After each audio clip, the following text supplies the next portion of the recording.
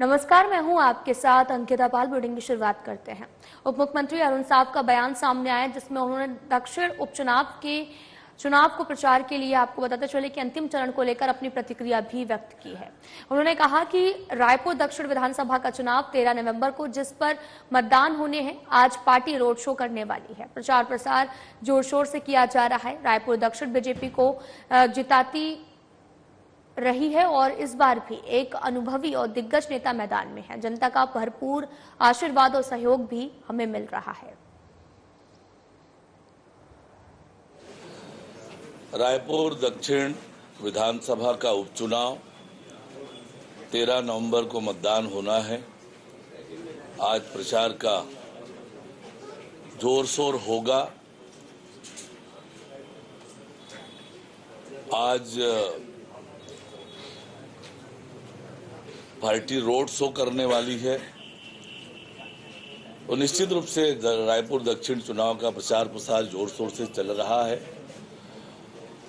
रायपुर दक्षिण में बृजमोहन अग्रवाल जी को, भारतीय जनता पार्टी को लगातार पिछले 8 चुनावों से रायपुर दक्षिण की जनता आशीर्वाद देते रही है और इस बार भी एक अनुभवी और एक दिग्गज नेता जो पार्षद रहे हैं, सभापति रहे हैं, महापौर रहे हैं, रायपुर विकास प्राधिकरण के अध्यक्ष रहे हैं, सांसद रहे हैं, तो एक अनुभवी और दिग्गज नेता जिसने रायपुर की तरक्की और विकास के लिए लगातार काम किया है, ऐसे सुनील सोनी को भारतीय जनता पार्टी ने प्रत्याशी बनाया है। भरपूर आशीर्वाद और सहयोग जनता का मिल रहा है। मैं भी पिछले 5 दिनों से लगातार विभिन्न मोहल्लों में सभाएं कर रहा हूं, बैठकें कर रहा हूं। लोगों का भरपूर आशीर्वाद और समर्थन भारतीय जनता पार्टी और सुनील सोनी जी। रायपुर दक्षिण उपचुनाव को लेकर कांग्रेस लगातार दावे कर रही है और इस बीच उप मुख्यमंत्री अरुण साव ने चुटकी लेते हुए कहा कि उन्होंने कांग्रेस के दावों को मुंगेरी लाल के हसीन सपने बताया है और कहा कि कांग्रेस पार्टी लगातार दक्षिण में जीत का दावा कर रही है। बीजेपी के अभेद किला रायपुर दक्षिण सीट पर जीत का दावा कर रही है, जिसमें उन्होंने कहा कि पिछले विधानसभा और लोकसभा चुनाव में भी कांग्रेस ने हसीन सपने दावे किए थे। सारे दावे खोखले हैं। बीजेपी प्रचंड मतों से जीतेगी। यही मुंगेरी लाल के हसीन सपने उन्होंने विधानसभा चुनाव में देखे थे। 75 पार कहा था। लोकसभा में भी यही दावा कांग्रेस ने किया था, पर जनता ने उनके दावों की पोल खोल दी थी, हवा निकाल दी थी और रायपुर दक्षिण की जनता भी कांग्रेस के ऐसे दावों की पोल खोलने वाली है। रायपुर दक्षिण में कमल खिलने वाला है। ऐतिहासिक वोटों से रायपुर दक्षिण का चुनाव भारतीय जनता पार्टी जीतने वाली है। जनजातीय गौरव दिवस का आयोजन भगवान बिरसा मुंडा की जयंती पर किया जाता है और इस बार भी छत्तीसगढ़ में जनजातीय गौरव दिवस का आयोजन किया जा रहा है। इसको लेकर उप मुख्यमंत्री अरुण साव ने कहा कि भगवान बिरसा मुंडा की जयंती 15 नवंबर को है और इसके उपलक्ष्य में यह आयोजन हम कर रहे हैं। कई तरह के सांस्कृतिक कार्यक्रम और पदयात्रा निकाली जाएगी। लोगों को, आज की पीढ़ी को उनके जीवन से प्रेरणा मिलेगी। 15 नवंबर को जनजाति गौरव दिवस के रूप में मनाया जाता है। जिस प्रकार से अंग्रेजों के खिलाफ भगवान बिरसा मुंडा ने बहादुरी से लड़ाई लड़ी, उनकी वीर गाथा जन जन तक पहुंचे, लोग उनके जीवन से प्रेरणा लें, इस उद्देश्य से विश्व आदिवासी गौरव दिवस के अवसर पर, बिरसा मुंडा जी के जन्म जयंती के अवसर पर यह आयोजन हो रहा है, ताकि आज की पीढ़ी लोग उनके वीर गाथा के बारे में जान सके, उनके जीवन से प्रेरणा। रायपुर दक्षिण विधानसभा के उपचुनाव में वाणिज्य उद्योग और श्रम मंत्री लखनलाल देवांगन पिछले 5 दिनों से लाखे नगर मंडल के कई वार्डों का सघन दौरा कर बीजेपी प्रत्याशी सुनील सोनी को प्रचंड वोटों से जिताने की अपील की है। मंत्री देवांगन लाखे नगर मंडल के सभी वार्डों में दिव्यांगन समाज के गणमान्य लोगों के बीच जनसंपर्क कर रहे मंत्री देवांगन अब तक चंगोरा, भाटा, ब्राह्मणपारा और साथ ही भाटा गांव, मां अंबे, चंद्रशेखर नगर, टिकरापारा वार्ड क्रमांक 67 भक्त माता कर्मा और कंकाली तालाब खोखो तालाब के पास मोहल्ला खूबचंद बघेल और सुंदरनगर समेत अन्य स्थानों पर भी अब तक 20 से अधिक रोड शो, बैठक और सभा कर चुके हैं।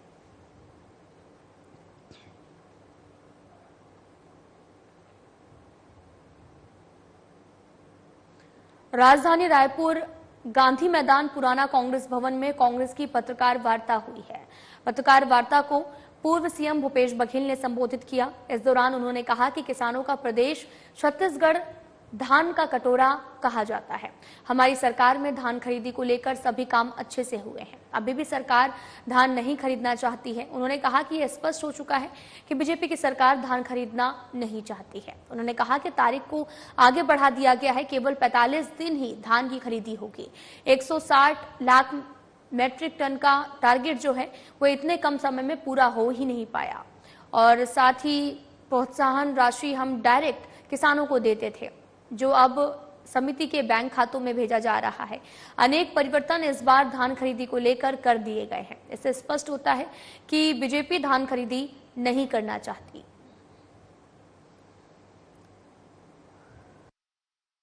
छत्तीसगढ़ प्रदेश किसानों का प्रदेश और इसीलिए छत्तीसगढ़ को धान का कटोरा कहा जाता है। और 5 साल जो हमारी नीति रही कांग्रेस की, और उसके कारण से धान खरीदी 60 लाख मीट्रिक टन से बढ़कर 140 लाख मीट्रिक टन तक पहुंचा पिछले वर्ष।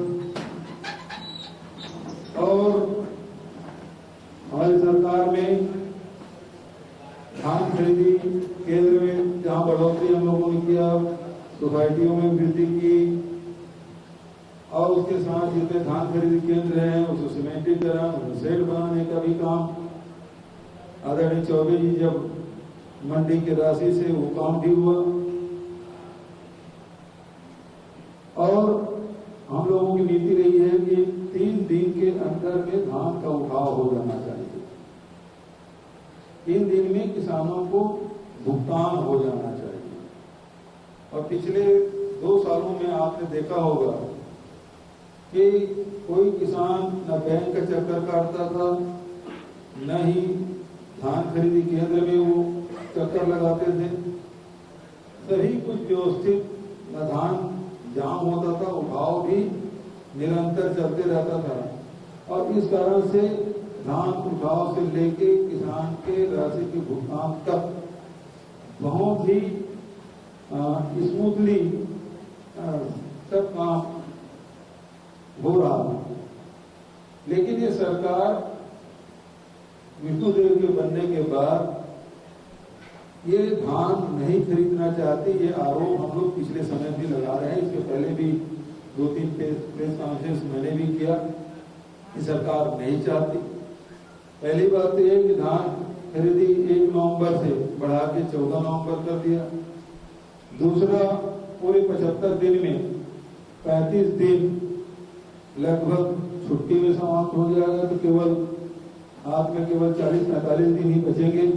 45 दिन केवल धान खरीदी होगा। और 160 लाख टन मीट्रिक टन का ये लक्ष्य रखे हैं। मतलब प्रतिदिन 3.5 लाख मीट्रिक टन धान खरीदी लोग करेंगे। लेकिन बीच में जो फैसला हुआ, जहां राइस मिल बिलिंग चार्ज हम लोग 120 रुपये क्विंटल देते थे, उसको घटा के 60 रुपये। आगामी उपचुनाव के मद्देनजर दक्षिण विधानसभा रायपुर क्षेत्र के अंतर्गत पुरानी बस्ती भाटागांव में एसएसटी पॉइंट लगाई गई है और जहां पर आते जाते सभी गाड़ियों की चेकिंग भी की जा रही है। इस दौरान कार सवार व्यक्ति के पास एक काला रंग का बैग मिला, जिसकी बारीकी से चेकिंग के दौरान 27,10,000 रुपए मिले हैं। वहीं मिली रकम के संबंध में कार सवार से दस्तावेज प्रस्तुत करने को कहा गया, लेकिन व्यक्ति ने कोई दस्तावेज प्रस्तुत नहीं किया और इसके बाद आचार संहिता होने की वजह से रकम को जब्त कर अग्रिम कार्रवाई टैक्स विभाग को सौंपी गई है।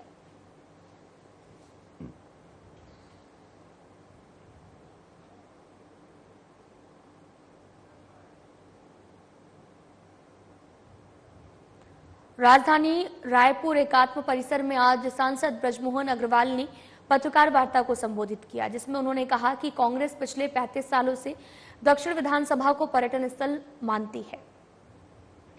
हर बार वहां पर नया प्रत्याशी उतारती है। चुनाव लड़ने बस दक्षिण विधानसभा आते हैं और उसके बाद कभी वहां पर दिखाई नहीं देते। ऐसे लोगों को जनता क्यों स्वीकार करेगी, क्यों वोट देगी, जिसको दक्षिण की जनता जानती तक नहीं है, पहचानती नहीं है। उन्होंने कहा कि रायपुर का आत्मस्वरूप सुनील सोनी के कारण दिखता है। सुनील सोनी के कामों को इस दौरान उन्होंने गिनाया और कहा कि इस बार भी जनता बीजेपी को जिताएगी। उन्होंने कहा कि कांग्रेस को जवाब देना चाहिए, कांग्रेस को बताना चाहिए कि पिछली बार जो प्रत्याशी थे वो प्रचार प्रसार में क्यों नजर नहीं आ रहे हैं। उसी के साथ अपनी जीत को लेकर की पूरी तरह से अस्वस्थ नजर आए हैं। हुए भी जिताया।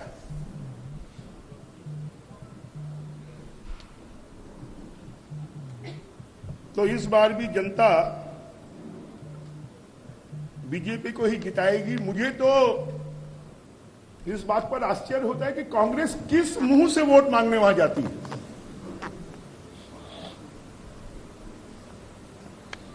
चाहे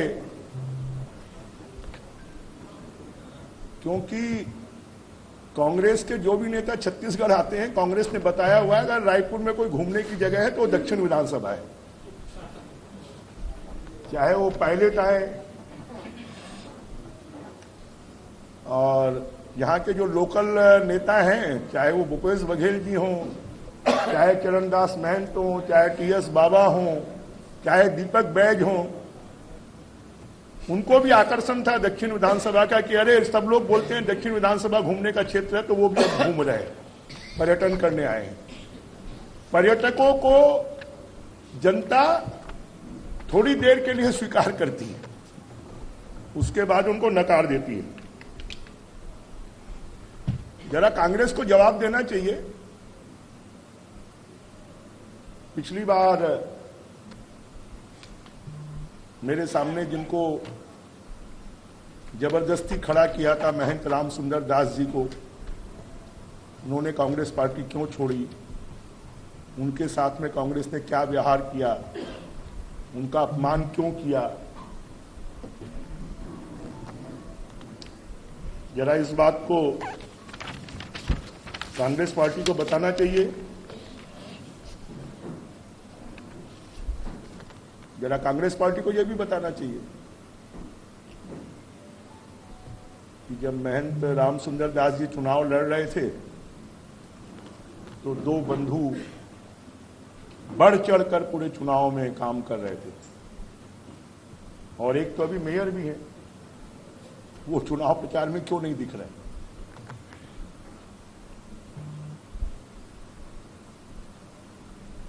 और पिछले 5 साल कांग्रेस की सरकार रही, जरा एक भी काम बता दे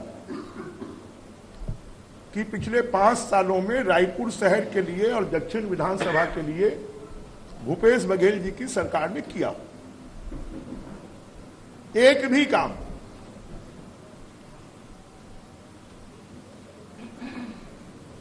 मैंने तो अभी जब चुनाव की दृष्टि से सूची बनवाई तो उस सूची में 5,000 करोड़ रुपए से ज्यादा के काम पिछले 24 सालों में सिर्फ दक्षिण विधानसभा चुनाव प्रभारी शिवरत्न शर्मा का बयान सामने आया, जिसमें उन्होंने छत्तीसगढ़ के विकास को लेकर कहा कि छत्तीसगढ़ के विकास का काम बीजेपी की सरकार ने किया है। विकास का श्रेय सुनील सोनी को जाता है। जब वे मेयर थे उन्होंने अनेक विकास किया है। उनके मेयर के कार्यकाल में कई काम हुए, मूलभूत सुविधाएं रायपुर की जनता को मिली। सुनील सोनी ने ये सब उपलब्ध कराया। इसके साथ ही उन्होंने सुनील सोनी के मेयर कार्यकाल के दौरान उनके कई कामों को गिनाया है।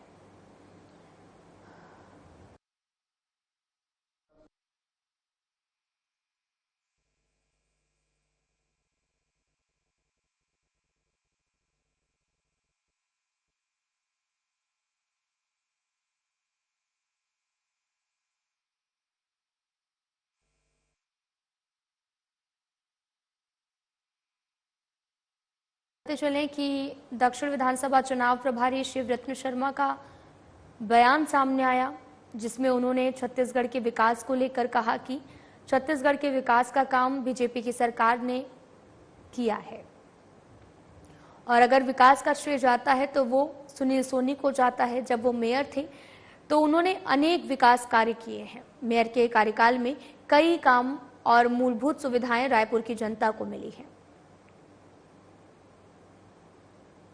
2023 के चुनाव में हमारा स्लोगन था, हमने बनाया है हम ही संभालेंगे। और भारतीय जनता पार्टी का प्रत्येक कार्यकर्ता गर्व के साथ ये कहता है कि छत्तीसगढ़ राज्य निर्माण से लेकर छत्तीसगढ़ के विकास और विकास के साथ साथ व्यक्तिगत रूप से हितग्राहीमूलक योजना चलाने का काम भारतीय जनता पार्टी की सरकार ने ही किया है। आज छत्तीसगढ़ के साथ साथ जो राजधानी का विकास दिखता है, उस विकास का श्रेय है आदरणीय डॉक्टर रमन सिंह जी को, बृजमोहन जी को, मूरत जी को और हमारे मेयर के रूप में काम करते हुए माननीय सुनील सोनी। चाहे रायपुर में पेयजल की समस्या के निदान के लिए 33 टंकियों का एक साथ निर्माण करने की बात हो, चाहे घर घर पानी पहुंचाने की बात हो, चाहे गौरव पथ निर्माण की बात हो, चाहे कैनाल रोड निर्माण की बात हो, सारे काम सुनील सोनी जी के मेयर के कार्यकाल में हुए। सांसद के रूप में रायपुर का सबसे बड़ा जो टाटीबंध का मामला था वो निपटा। एम्स हॉस्पिटल में लोगों को आसानी से आने जाने की सुविधा हो तो सरोना से छोटी सड़क बनी। मॉडल स्टेशन के रूप में रायपुर लोकसभा का प्रत्येक स्टेशन विकसित किया जा रहा है। माननीय सुनील सोनी जी ने किए हैं और लगभग 700 करोड़ रुपए से ज्यादा की राशि इस कार्य के लिए स्वीकृत हुई। अब व्यक्तिगत रूप से हितग्राहीमूलक की बात मैं करूंगा तो मैं समझता हूं कि छत्तीसगढ़ के 100% पत्रकार कल्याण महासंघ छत्तीसगढ़ ब्लॉक इकाई बसना के तत्वाधान में दिवाली मिलन और अभिनंदन समारोह का आयोजन बसना के विधायक डॉक्टर संपत अग्रवाल मुख्य में संपन्न हुआ है। अभिनंदन समारोह का शुभारंभ भारत माता और छत्तीसगढ़ महतारी के छायाचित्र पर माल्यार्पण और दीप प्रज्वलन कर किया गया। समारोह को संबोधित करते हुए डॉक्टर संपत अग्रवाल विधायक ने कहा कि मीडिया के साथियों के सहयोग से मैं आज यहां पर पहुंचा हूं। बसना में पत्रकार भवन की अत्यंत आवश्यकता थी। सेवक दास दीवान के नेतृत्व में पत्रकार साथियों की मांग को सहजता से स्वीकार करते हुए छत्तीसगढ़ शासन से राशि स्वीकृत करा दिया। विधायक डॉक्टर संपत अग्रवाल ने आगमन पत्रकारों ने गर्मजोशी से स्वागत किया। साथ ही छत्तीसगढ़ का मुख्य फसल धान से विधायक को तौलकर सम्मान किया है। साथ ही छत्तीसगढ़ संस्कृति का प्रमुख परिधान खुमरी और टोपी को पत्रकारों ने पहनाकर विधायक का हार्दिक अभिनंदन किया है। की त्वरित करते हुए शासन के पास पहुंचा के उसको पूरा किया गया तो उसमें ठीक है, उनको मैं धन्यवाद देता हूं पत्रकारों को भी उन्होंने मांग करी। जबकि मेरा एक सपना है कि यहाँ पे कोई भी ऐसे चीजें बताएं और उसको हम करते जाएं। अभी भवन बन रहा है, बीच में बुद्धिजीवी रिटायर्ड हमारे शिक्षक लोग आए कि यहाँ पे भैया एक लाइब्रेरी होना चाहिए। तो आप पत्रकारों को मैं बता दूं कि 4.5 करोड़ रुपए लाइब्रेरी के लिए भी सैंक्शन हो चुका है। किसान राइस मिल वर्षों से खंडहर पड़ी हुई थी, उसको हमने अपने अंडर में लिया। वहाँ बहुत बढ़िया बैडमिंटन ग्राउंड बन रहा है और वहीं पे ही लोगों के लिए लाइब्रेरी भी बनेगा। कोंडागांव जिले के सुदूर आदिवासी क्षेत्रों में बेहतर स्वास्थ्य सेवाओं की पहुंच सुनिश्चित करने के लिए जिला प्रशासन ने ड्रोन की मदद से स्वास्थ्य सेवाएं उपलब्ध कराने का कदम उठाया है और इस दिशा में विधायक लता उसेंडी और कलेक्टर कुणाल दुदावत की उपस्थिति में एक डेमो ट्रायल आयोजित किया गया। इसमें जिला अस्पताल कोंडागांव से जिले के दूरस्थ अंचल के सामुदायिक स्वास्थ्य केंद्र वर्धापाल तक हेल्थ केयर ड्रोन के माध्यम से मेडिकल किट पहुंचाई गई। कोंडागांव जिला अस्पताल से ड्रोन ने उड़ान भरते हुए 30 किलोमीटर की दूरी तय कर वर्धापाल के उप स्वास्थ्य केंद्र तक मात्र 20 मिनट में मेडिकल किट पहुंचाई। यह ड्रोन ट्रायल न केवल आपातकालीन स्थितियों में त्वरित चिकित्सक सुविधाएं उपलब्ध कराने में सहायक सिद्ध होगा, बल्कि दूरस्थ क्षेत्रों में स्वास्थ्य सेवाओं के विस्तार के लिए एक प्रभावी कदम है। इस दौरान ड्रोन ने मर्दापाल से कुछ रक्त सैंपल भी कलेक्ट किए और उन्हें जिला अस्पताल तक वापस लाया, जिसके बाद में इस प्रणाली की दोनों दिशाओं में उपयोगिता का परीक्षण किया गया है।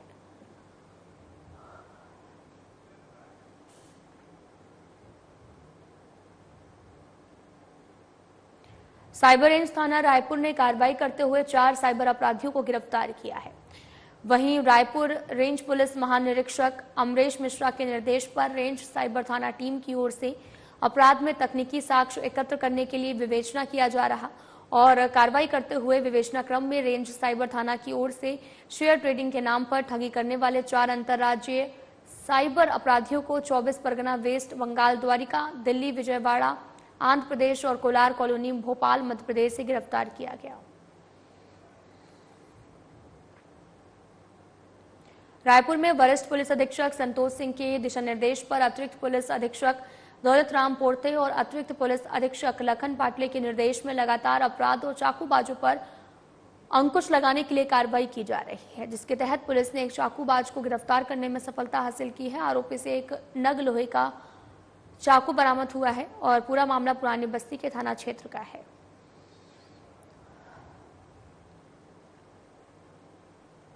खबर रायपुर से है, जहां पर थाना अमरनाका क्षेत्र के अंतर्गत अवैध रूप से 4 पैकेट नशीली टैबलेट रखकर बिक्री करने वाले 3 तस्करों को पुलिस ने गिरफ्तार किया है, जिनमें से 2 आरोपी दिगर जिला दुर्ग कुम्हारी के निवासी बताए जा रहे हैं और बताया ये भी जा रहा है कि वो टैबलेट लाकर रायपुर में बिक्री करते थे, जो अपनी पिकअप वाहन में छुपा कर लाते थे। रायपुर पुलिस के द्वारा चलाए जा रहे निजात अभियान के तहत आरोपियों पर कार्रवाई की गई है।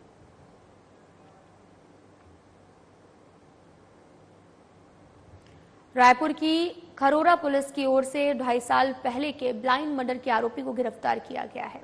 थाना खरोरा पुलिस ने अनसुलझे हत्या प्रकरण को सुलझाने में सफलता हासिल की है। वरिष्ठ पुलिस अधीक्षक संतोष सिंह की ओर से विशेष टीम का गठन किया गया और लगातार मामले की गंभीरता से लेकर जांच कर कार्रवाई की गई है। आरोपी से सख्ती से पूछताछ करने का पर अपना जुर्म भी स्वीकार किया, जिसके बाद में पुलिस ने आरोपी को गिरफ्तार करने के बाद में रिमांड में भेज दिया है।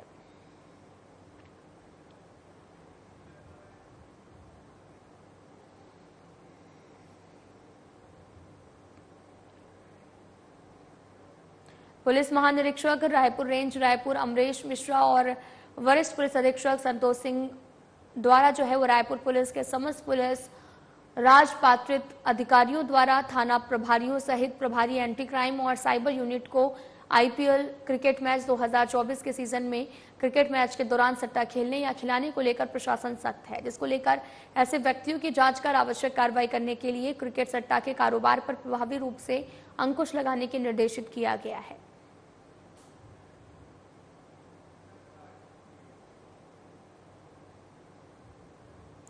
वरिष्ठ पुलिस अधीक्षक संतोष सिंह के निर्देश पर थाना प्रभारी मोदहापारा निरीक्षक यामान कुमार देवांगन के नेतृत्व में त्वरित कार्रवाई करते हुए मामले में सफलता मिली है। मामले के आरोपी बाबूलाल पाटले का पता तलाश कर गिरफ्तार करने में सफलता प्राप्त हुई है। आरोपी के कब्जे से एक चाकू जब्त कर आरोपी को गिरफ्तार किया गया है। फिलहाल पुलिस आरोपी को कोर्ट में पेश कर पूरे मामले की जांच में जुटी हुई है।